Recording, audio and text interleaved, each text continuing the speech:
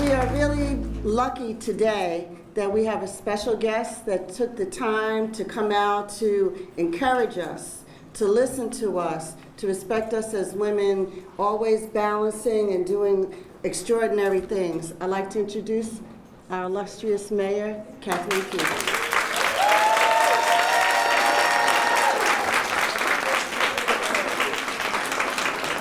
So first, because it's election day, did everybody vote? Yeah. All right, how many people early voted? Okay, let's make sure if you haven't voted, let's make sure we get out there and vote. And I want you all to know we don't have enough women in office, by the way, across this country, in this city, in this state, in this nation, not enough women in elective office. But let me speak to you all from Lori, let me say thank you. Paul, thank you so much. Let me present the plaque first, so before I share my words. This is a salute to the Women's Entrepreneur Conference, and I want to present this to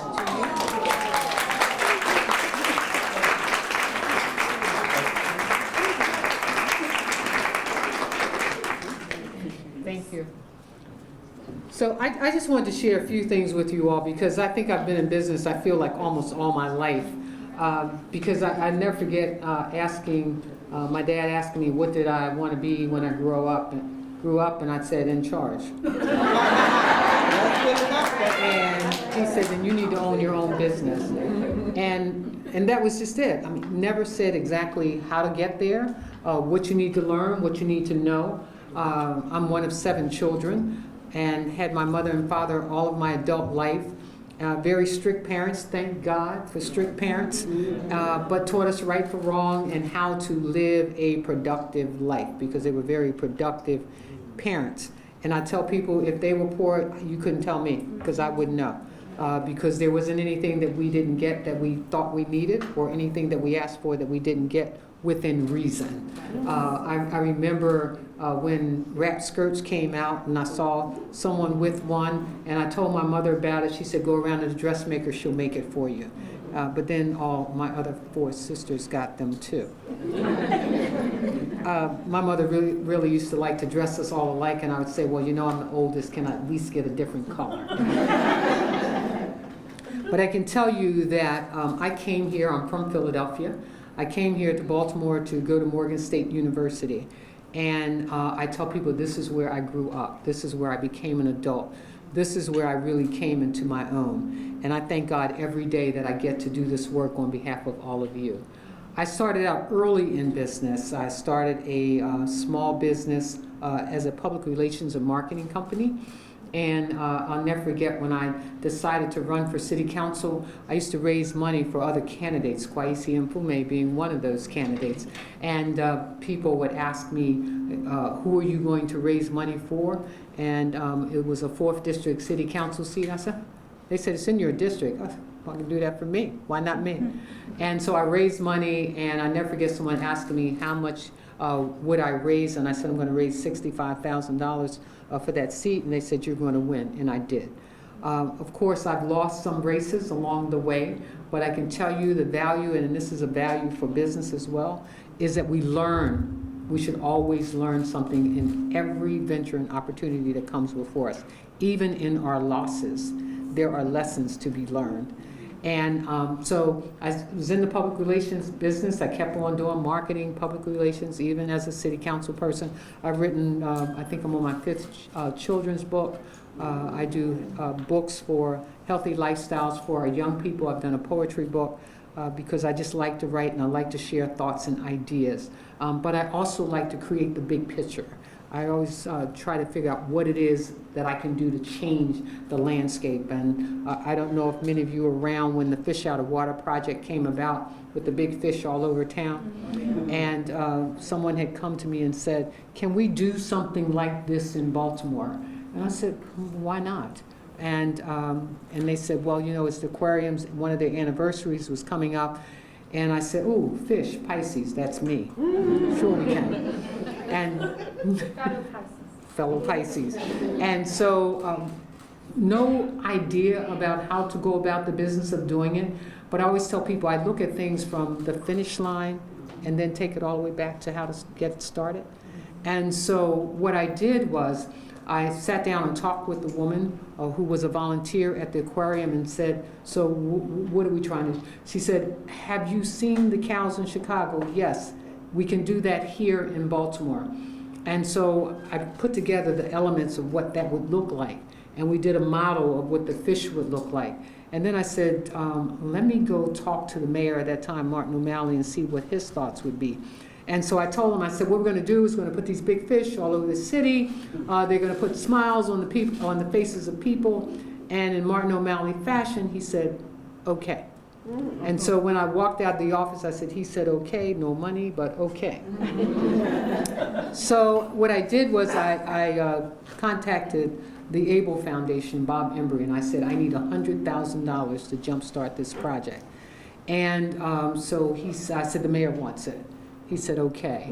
And so I got the $100,000, and what he said to me is, if it makes money, give us back our $100,000. If it doesn't, you can consider it a grant. By this time, you all should know that I was a city council person.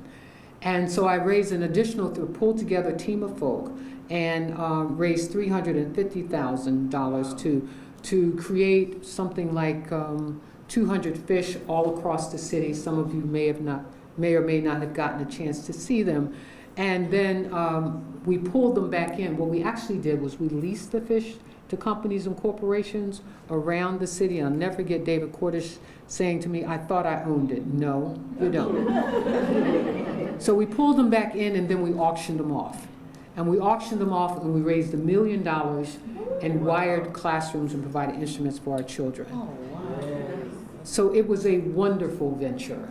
And so by this time, now my name is Golden. If I said, you know, can we do A, B, C, the answer was always yes. And so Katie O'Malley, for example, was training for the DC Marathon. And we were at Associated Black Charities event.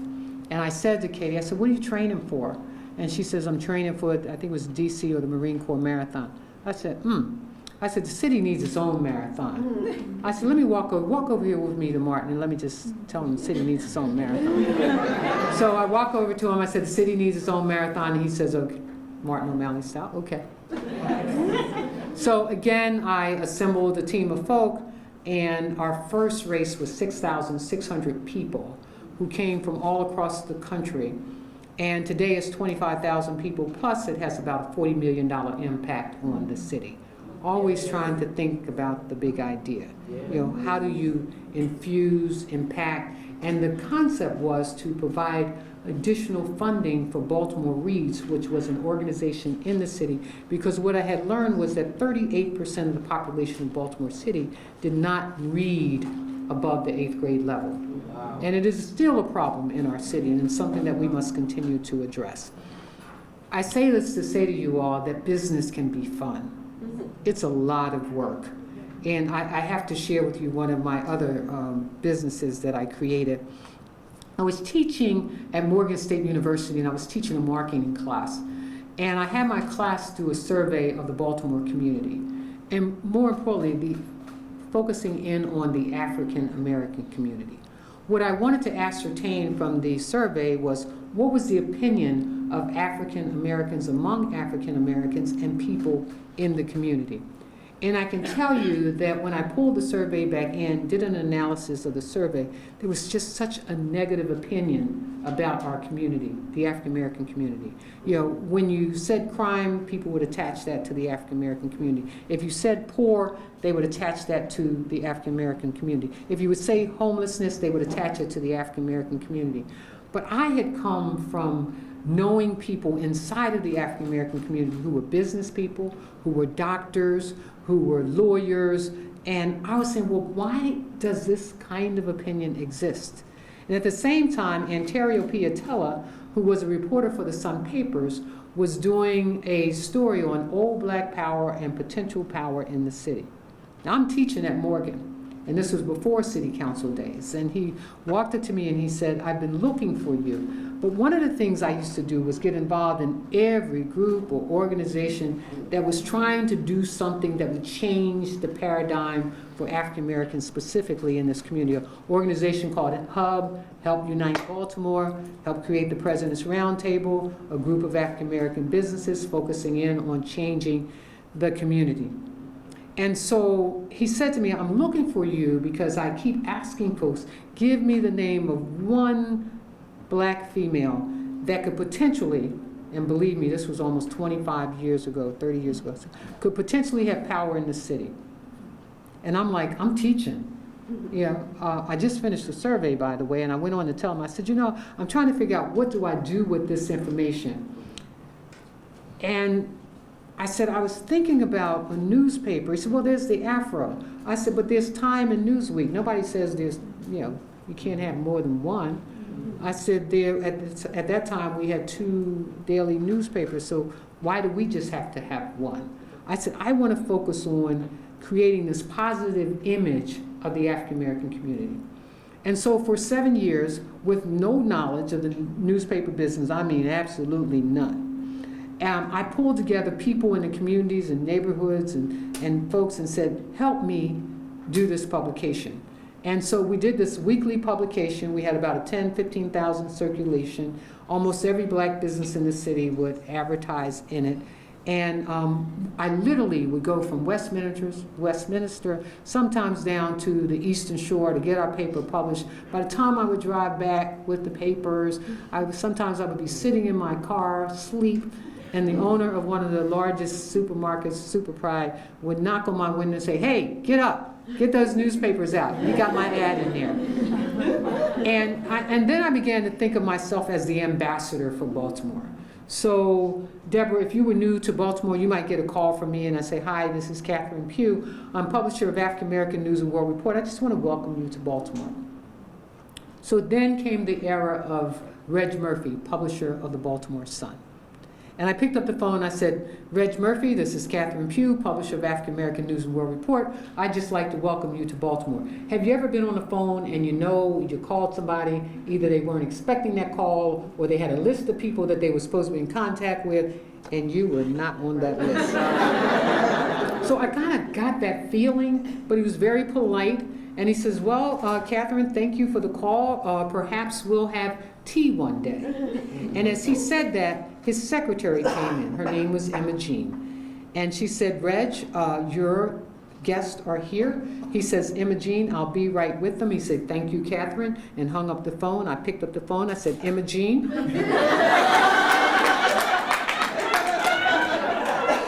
I just got off the phone with Reg Murphy, and he wants to have tea with me. So what was supposed to be a 15-minute discussion turned out to be an hour-and-a-half discussion, all about Baltimore. 3 months later, I get a call from Reg Murphy, and he says to me, I've met everybody in Baltimore I need to know. One person I'd like to hire. And I said, well, can I help you with that? And he said, it's you. I said, are you leaving? He said, no. I said, your job is the only job at the Sun Papers I'd ever want. I'm a publisher, too. And so I stayed in business probably another 2 or 3 years, and I became very close to his wife at the time. And she and I were both runners. We started the Symphony Run and some other things together. And she said, Reg really wants you to come work for the Sun Papers. By this time, I was also Dean and Director of Strayer Business College. And so Reg calls me up. I go down, and he says, why won't you come work for the Sun? I said, I don't need a job. He says, but what is it you want to do? I said, what I was trying to do was bridge the gap between blacks and whites in our city. Because I believe if folks got to know each other, they would interact with each other, they would do business with each other, you'd see more blacks on boards of companies and corporations, and our community would become more diverse and more inclusive. He said, well, can you do that here? And I thought about it, and I said, well, I can't do it I can't do it as part of the Sun, but I could do it if I could have my own supplement inside the Sun Papers. And so he said, well, let's see how that works. So I wrote it up. So my first publication was African Americans in Black History. It was a Black History Month supplement. And I'll never forget, Tim Watts was on the radio, and Tim Watts told everybody, you need to go out and get the Sun papers. We've never seen anything like this before. And Tim and Reg Murphy will tell you that the paper sold out that day. Wow. And so he called me up and he said, what's next? So I had 5 supplements in the Sun papers a year for probably about 6 or 7 years. Black history, blacks in business. I created the 50 leading black business list, blacks professionals, blacks in arts and entertainment, and blacks in health. Why do I share this with you all? Because if you think you can do it, you can. Yeah. If you want to succeed at something, you can. I never thought that I would get back to this position today, but I can tell you I pinch myself every day that I get to do this work, because I get to do it on behalf of all of you. I also believe that everything that I've done to this point has prepared me to lead this city. And growing business in this city is essential. Growing women in business is essential to the growth and vitality of our city. And how we work together, how we become more inclusive, how we become more diverse, nobody does this better than women. Because we listen, and we know how to collaborate, and we know how to work together. And that's not to say that men don't, because I work with some good men too. But I can tell you that business is where we can change things. We can grow. We can contribute to the economy. We can hire other people. We can give somebody else a start. We can help somebody see their future. And that's the role that I get to play every day as mayor of this city. I tell people with my business background, with everything that I've done, with all the experiences that I have, I get to look through all of those lenses every single day. My goal is to create a more inclusive and diverse city. It hasn't changed from 30 some odd years ago. To become more inclusive, to become more diverse, to lift up the least, and will lift us all up. So I'm excited for you all. My first entree into helping folks in business was the Women Entrepreneurs of Baltimore. I sat on their board of directors, that's probably another 30 years ago. And we did $5,000 micro lending. Today you should be asking yourself, how do I grow? How do I expand my business? How do I become the future of the city? And I can tell you that it's up to you. So thank you for this opportunity to share, but more importantly, I applaud you in your efforts, and I applaud you sitting in here and drawing from each other's experiences, I hope, and sharing with each other the triumphs as well as some of the downfalls that you go through in this process. I tell folks that the real thing is not only setting goals, but when you fall down, you get up. So thank you all for this opportunity.